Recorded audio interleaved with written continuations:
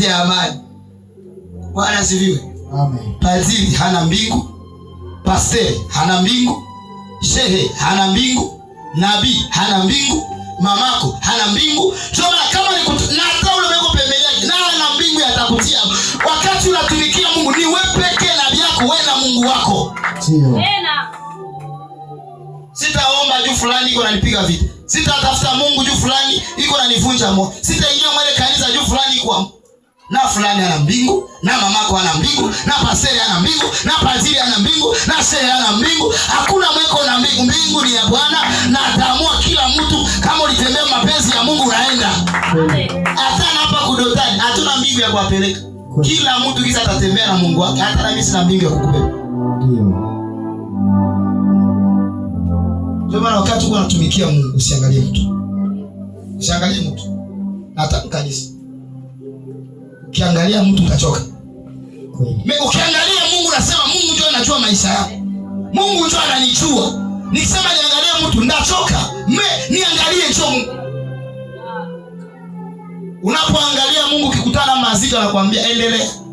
Kule kwenye kudunia na mimi Mungu nilikuya. Mlinipigaka, niliwatendea vya mkanipiga, mkanisumbu.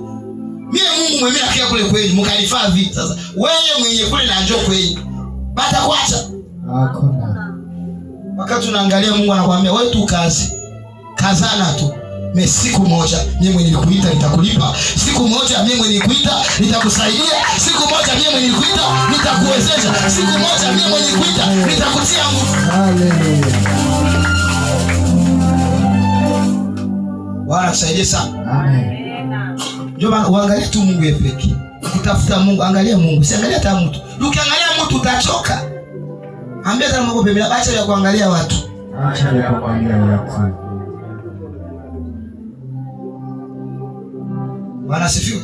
Amen. Nilikuwa nakwambia juu ya hukumu ya mwisho.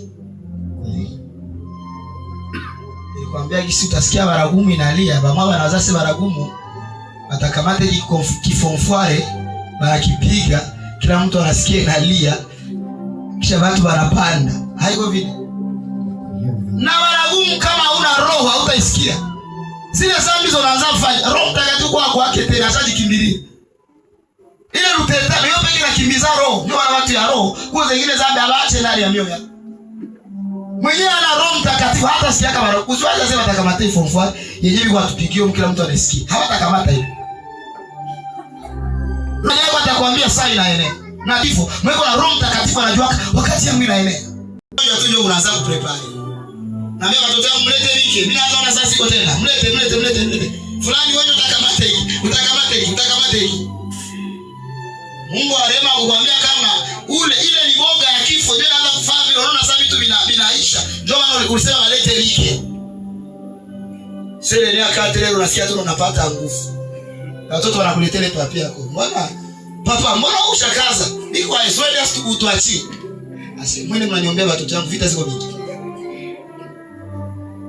Mweko na Roho Mtakatifu. Saa yake kienea anajuaka. Ndio. Tuma Roho Mtakatifu ni ya maana kwa Kristo. Kweli. Kwa kanisa inajia popo yake inasema hii mbinguni ni yetu. Inajikonfirm mimi unasema sheni baina mbingu. Mbingu haiko ya Katoliki. Mbingu haiko ya waporo. Mbingu haiko ya wakimbangu. Mbingu ni ya wale wenye heri wenye moyo safi, maana wale ndio wataona Mungu. Heri wenye moyo safi, wale ndio wataona Mungu. Haleluya. Mbingu haiko ya dotani. Bwana tusaidie sana. Amen. Wale bote walitembea mutakaso, mara gumu ikilia, bataisikia. Wale bavuguvu ndio watabaki. Ndio utasikia watu wataanza tafutana sasa.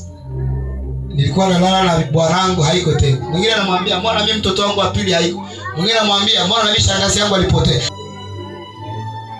Na mwenyewe ana ile chapa hakuna vya kuuza na hautahusisha. Unaingia msoko ya Kadutu kama hauna ile chapa hautauza kitu. Bwana sifiwe sana. Hilo yenyewe itakuwa fasi yote. Bwana chapa mtu mwingie mkanisa gani? Kinatawaliwa na yeye. Hakuna kuuza, hakuna kuhusisha, hakuna hata kuuza nyumba na hauna ile chapa ya mnyama. Wakati ya kutembea na Mungu njoo leo. Wakati ya kuogopa Mungu njoo leo. Ujue tu kama maisha yetu hapa kwa dunia haishi. Kama tulimuogopa, kama tuliishi utakaso, baragumu ikilia, siku moja tutamuona. Amen. Elewa kama na ndio wale wanasema kinyonge wala kichafu hakitaingia.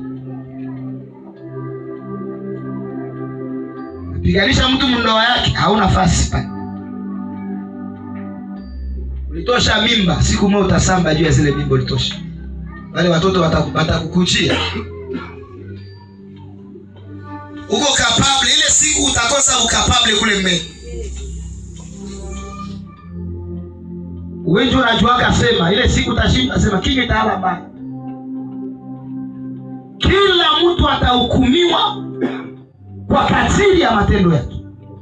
Aseme na ikiwa mtu yeyote ataonekana hakuandikwa makile kitabu cha uzima, atatupwa katika lile ziwa la moto linalowaka moto kweli kweli. Ndio maana ujikaze na uandikishe jina lako kitabu cha uzima. Mtu yeyote mwenye ataonekana haiko mwele kitabu ya uzima. Kitu kingine napendea ni kitabu ya uzima. Mtu yeyote ataonekana haiko mwele kitabu, atatupwa katika lile ziwa la moto.